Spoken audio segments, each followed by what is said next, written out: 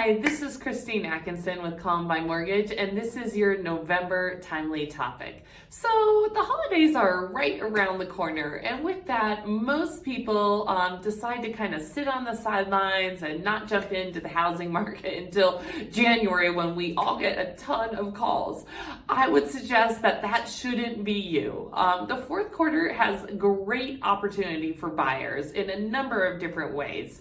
The first is just the deal itself. If you happen to have a lower down payment, government loan, down payment assistance, basically not cash, you stand a much better chance of your offer being accepted when there is less competition.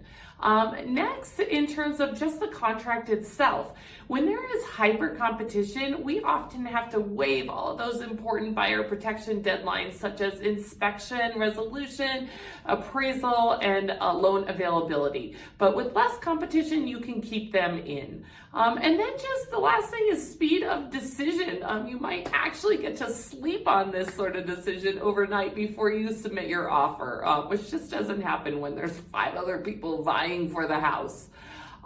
Next, in terms of affordability, I know we're all struggling with these high interest rates and appreciation in Denver. So if a seller happened to list the house and maybe a little bit too high, we see that every week that a house sits on the market, the more likely it is to have price reductions. And those that have been sitting for over 30 days are 60% have price reductions. So those are opportunities for you.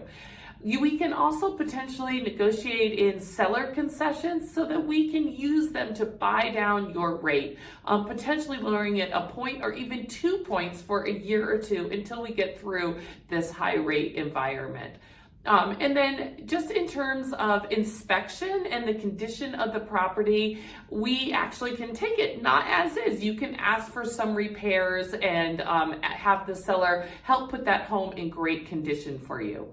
So overall, demand is still outstripping supply. However, we are seeing the months of inventory have increased to like 2.5 months, and the median days on market that homes are sitting has also lengthened.